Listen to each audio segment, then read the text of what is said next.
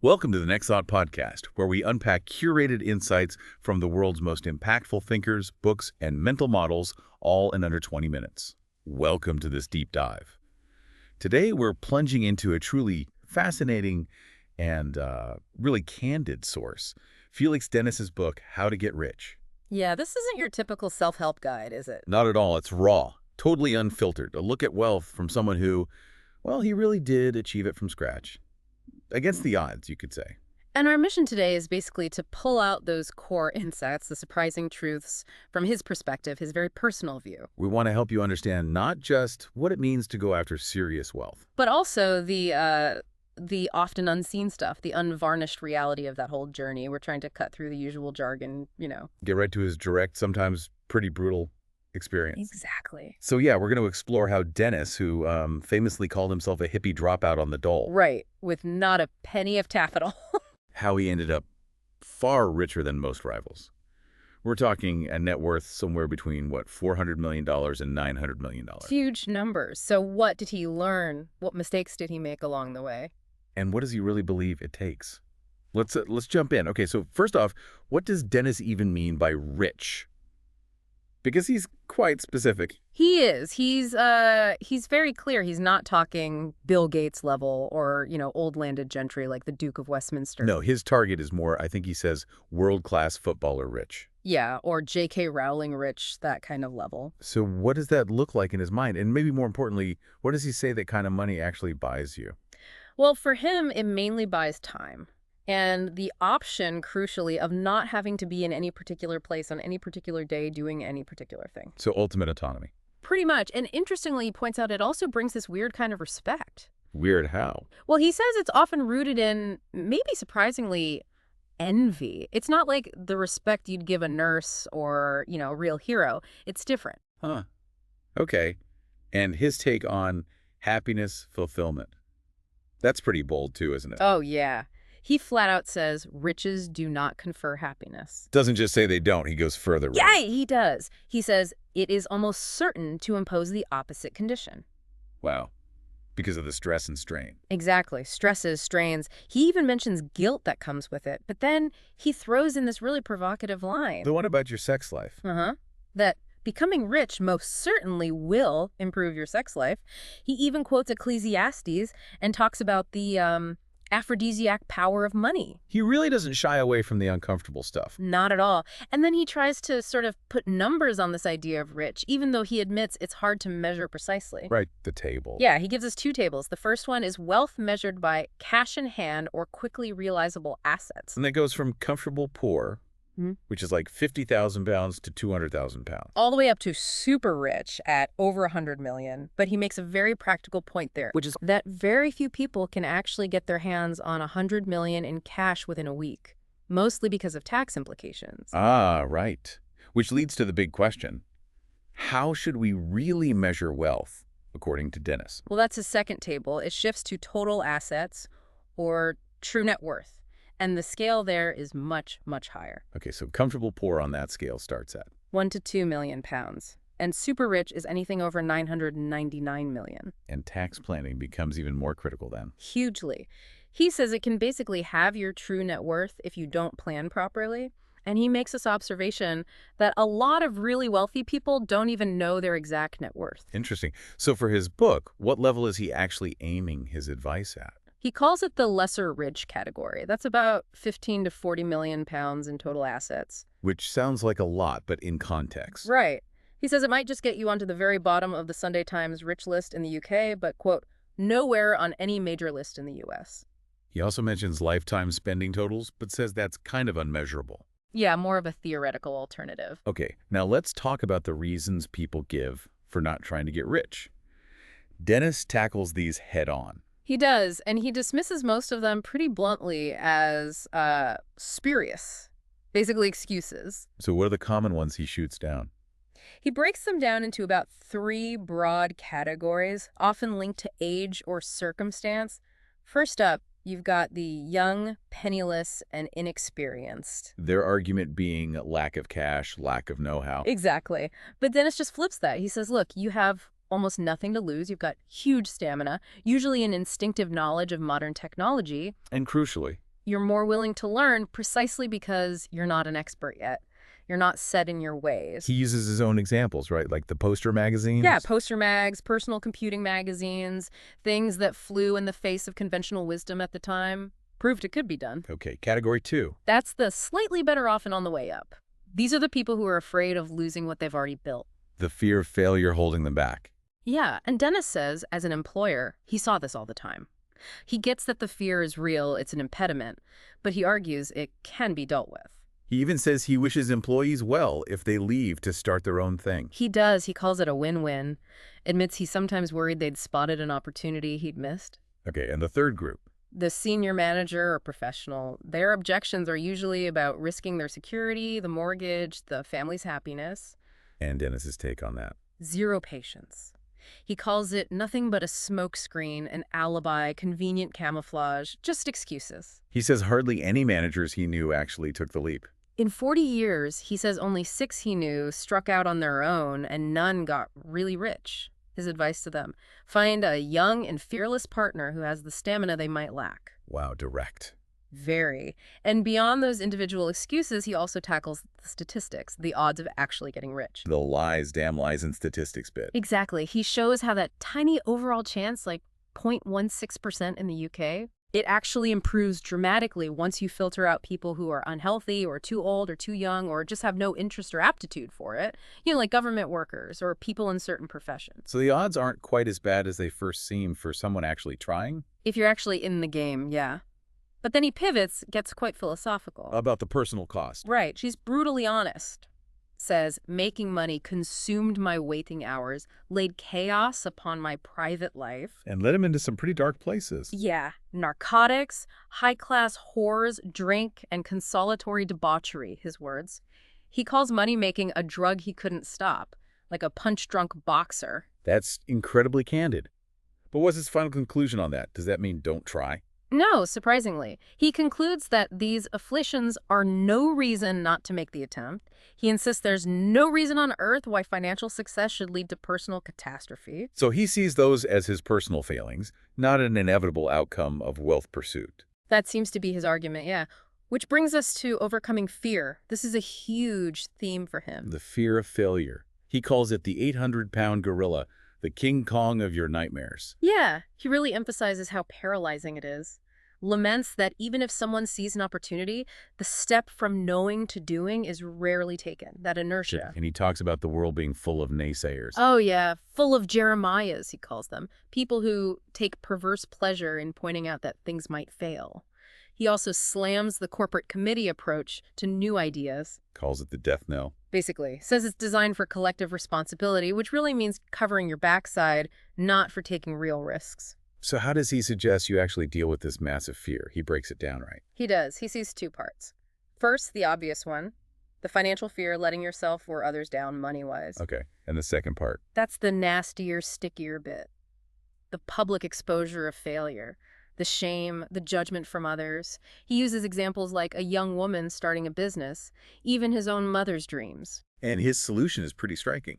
It is. He says you have to grow a carapace, like a shell, a mental armor. To shrug off what? The inevitable sniggering and malicious mockery and the poorly hidden envy that he guarantees will come your way if you try and fail, or even if you succeed. He has that checklist, too, of things that stop you getting rich. A really stark checklist. Things like unwillingness to fail publicly, caring what neighbors think, fearing family worry, artistic sensitivities getting in the way, not wanting to work long hours, lack of self-belief, not treating it like a game, and ultimately just not facing that fear. But then it's interesting. He changes the metaphor for fear later on, doesn't he? From King Kong to a horse? Yes, to a mare, a horse that can be tamed, bridled, saddled, harnessed, and eventually ridden. What's the point of that shift? It's crucial. He's saying fear isn't just a monster to be avoided. It can actually be an opportunity. It holds back other, maybe smarter people. So by mastering your fear, you gain an edge. You increase your confidence. You turn it from a paralyzer into something you control and ride. Okay, so you've tamed the fear. Where do you point that energy? What about choosing a career or industry? Well, this is where Dennis gets really counterintuitive again. He basically says your job choice, initially, None of it matters a damn if you want to get rich. So your job is just, what, reconnaissance? Exactly. A reconnaissance expedition, a launch pad, an apprenticeship. It's just about gathering information and experience. And then he drops that line about team spirit. Oh, yeah. Team spirit is for losers. Wow. That's blunt. He argues it's the glue that binds the losers together, a subtle handicap if you're truly ambitious. He uses Neil Tennant from the Pet Shop Boys as an example, leaving his magazine job to pursue music. So his point is, if you want to get rich, you can't be one of the gang. Pretty much. Cannot be one of the boys. You can't be conned by the idea of team spirit. You need a singular focus on your own goal. Okay, so if your initial job doesn't matter, how do you pick an industry to actually build wealth in? He advises against the glamorous, crowded sectors. Don't go where everyone else is going. Look for growing industries, preferably less glamorous ones, maybe with low startup costs. He uses waste disposal as a serious example. Why those kinds of industries? He highlights the advantages of new or rapidly developing fields. There's often more risk capital available. There's widespread ignorance, which means you can become an instant expert relatively easily, and you benefit from the power of a rising tide. Like his own experience with computer magazines. Exactly. Perfect example. He got in when the tide was rising fast. He also talked about 3 key factors in finding your arena, right? Yep. Inclination, aptitude. Right. Inclination, what you actually enjoy doing. Sure. Aptitude, what you're genuinely good at, which he says you find through trial and error and getting impartial advice. And the third factor. Fate, luck. Fate, chance, serendipity, yeah.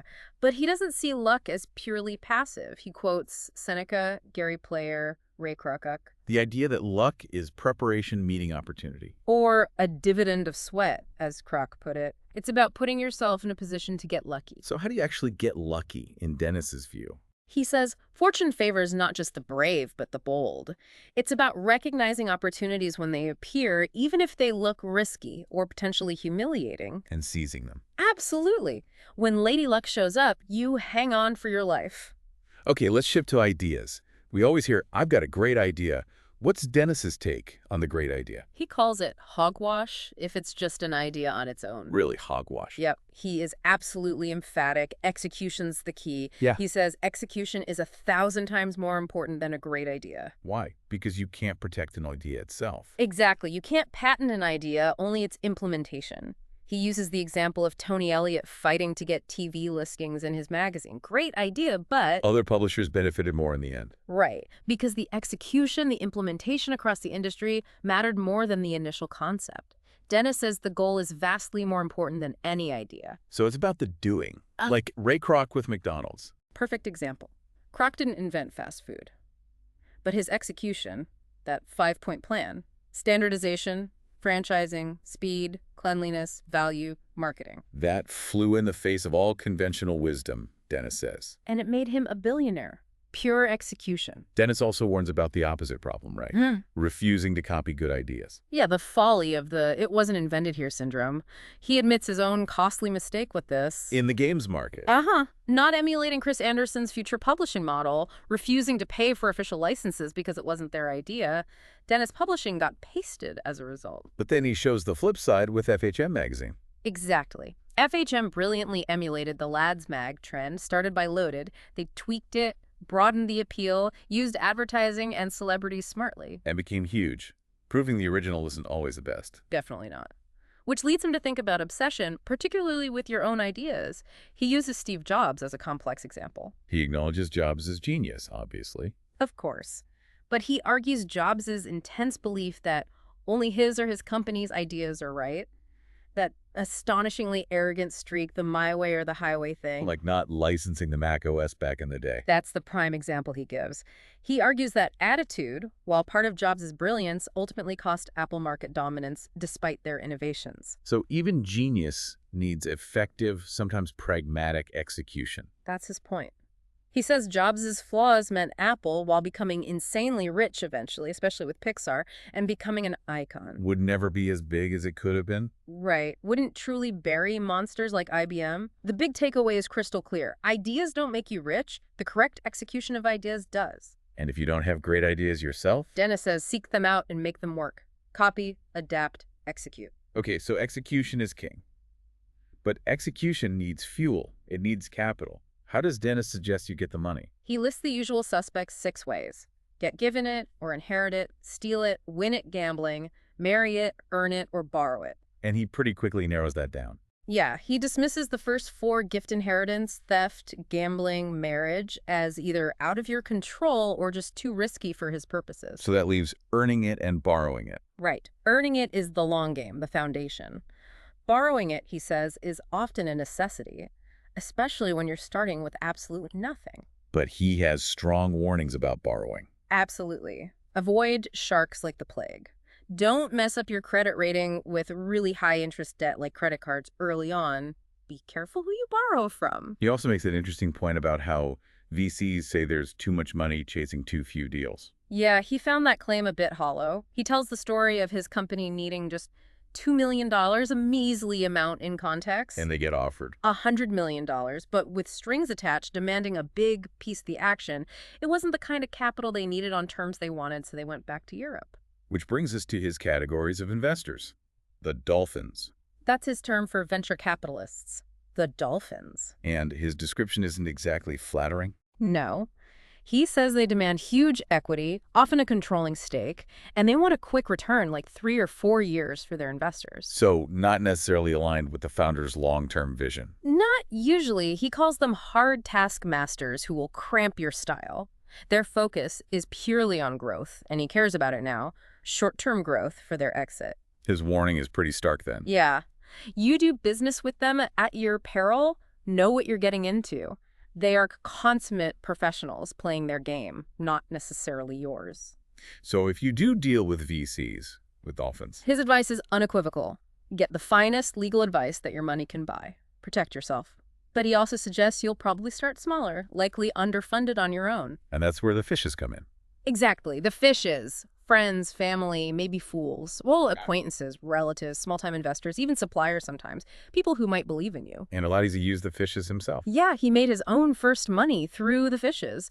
And the crucial advantage was control and ownership. It allowed him to retain control and ownership, which leads to his anecdote about starting out. The one with the lawyer and the furniture. And the puppies. Yeah. Persuading a lawyer to work for free, liberating furniture from an old office, getting a friend on board, moving into this attic space, apparently infested with puppies. Sounds chaotic, but it highlights bootstrapping, right?